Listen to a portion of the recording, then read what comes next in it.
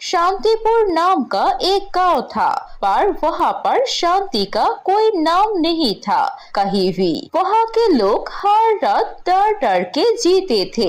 वो सब बहुत दुख में थे क्योंकि उस गांव में एक आदमखोर राक्षस थे। वो गांव के युवती लड़की को गुफा में ले जाते थे और रात के उन्हें खा जाते थे। राजकुमार गांव वालों से पूछा, क्या हुआ? वो ऐसे क्यों भाग रही है? सब राजकुमार के सुने बगैर भाग रहे थे और अपने लड़कियों को छुपने के लिए बोल रहे थे। राजकुमार को कुछ नहीं समझ आ रहा था, शांतिपुर में क्या हो रहा है।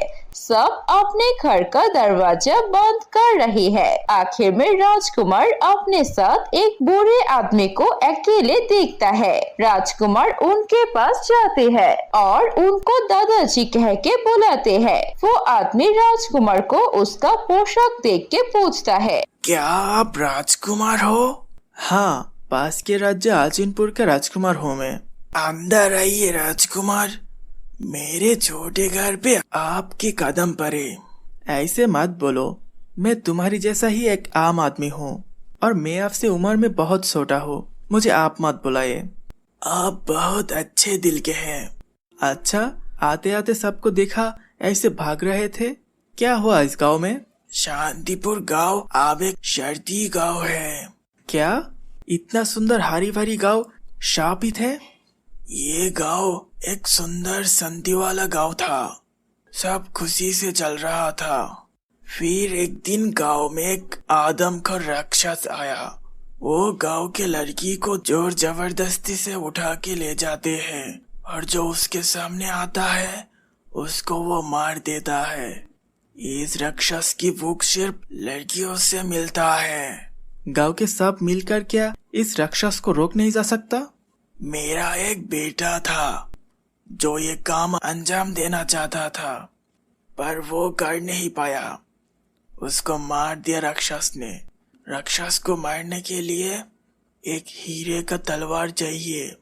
वो हमारे पास नहीं है। सिर्फ हीरे की तलवार की बाढ़ से ही उस राक्षस का अंत होगा, वरना वो भी मर जाएगा, जैसे मेरा बेटा मारा गया। राजकुमार, मैं सोच रहा हूँ अगर हमारी राजकोष से हीरे लेके उसके एक तलवार बनाते हैं। सही बोला इवान, तुम एक काम करो, हमारे राज्य में जाओ। अभी मैं यही हूँ। मेरे पिता को ये चिट्ठी देना, उसमें सब कुछ लिख दिया और जल्दी आना। जी राजकुमार, मैं अभी निकल जाता हूँ। राजकुमार का साथियों छुप के घर के पिछले हिस्से से निकल गई। राक्षस उसे देख नहीं पाई। इतने देर तक बहुत शोर शराबा हो रहा था। वो बूढ़े आदमी राजकुमार को घर के अंदर घुसा के दरवाजा बंद कर देता है और शांति से बैठता है। कुछ देर बाद सब ठीक हो रहा था। कुछ न मिलने के लिए राक्षस आज चला गया। राजकुमार रात को वही बिता देता है। अगली सुबह वो बूढ़ा आदमी नींद से उठ के देखा राजकुमार नहीं है। वो उठ के उसको ढूंढता रहा। कुछ देर बाद राजकुमार लौट आया। राजकुमार, आप कहाँ थे? गांव घूमने गया था।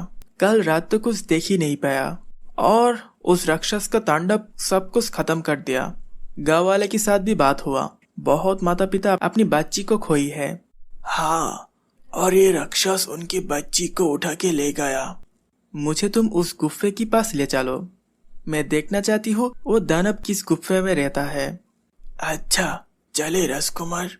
उसके बाद वो दोनों गुफा के आसपास अच्छे से देखते हैं और आसपास हड्डी कंकड़ पड़ा देखता है। गुफा गांव से थोड़ा दूर है और राजकुमार सोचता रहता है कि कैसे इस राक्षस को मार के गांव वालों को बचाया जा सकता। दोपहर के बाद घोड़े में चढ़ के राजकुमार के साथ लौट आता है। वो राजकुमार को हीरे के तलवार और उसके पिता का दिया हुआ एक चिट्ठी देता है। जिसमें लिखा था, राजकुमार, तुम्हारे ऐसे लोगों को मदद करने के विचार और परोपकारिता से मैं बहुत खुश हूँ। राजकुमार विजयी हो गए ये मुझे पता है। वो चिट्ठी पढ़ के राजकुमार का आत्मविश्वास और दुगना हो जाता है। राजकुमार उसका परिकल्पना अपने साथी को समझाता है जहाँ पर उसकी मदद चाहिए उनको। इवान, तुम्हें आज लड़की का वेश धारण करना पड़ेगा और आज जब राक्षस आएगा तुम बाहर रहोगे। राक्षस लड़की समझ के तुमको उठा के ले जाएगा। क्या मैं लड़की साजूंगा? घबराना मत, मैं हूं ना। राक्षस को तुम्हारी एक बाल भी उखाड़ने नहीं दूंगा। ठीक है राजकुमार। उसके बाद गांव वालों में ये परिकल्पना बता दी गई। हर कोई रात का इंतजार कर रहा है। वो समय जमीन कांप रहा था। राक्षस गांव के तरफ आ रही थी। गांव वाले सतर्क है और लड़कियां घर में है। बाहर सिर्फ राजकुमार का साथी इवन जो लड़की की वेश में है और सब छुप के उसको देख रहा था। साथ में राजकुमार भी। राक्षस आके राजकुमार के साथी को अपने साथ उठा के ले जाता है और पीछे से राजकुमार घोड़े में चढ़ के राक्षस का पीछा करता है। राक्षस गुफे के अंदर चला जाता है और राजकुमार उसका पीछे पीछे जाता है। वो अंदर जाने के बाद राक्षस राजकुमार के ऊपर हमला कर देता है। राजकुमार राक्षस से बहुत छोटा है। राक्षस एक हाथ में राजकुमार को और दूसरे हाथ में उसके साथी को उठा लेते हैं जो लड़की के वेश में है। वो घबरा के राजकुमार को कहते हैं, क्या होगा अब? घबराना मत, याद रखना सब कुछ ठीक होगा। आज मेरे हाथों से इस राक्षस का मौत होगा।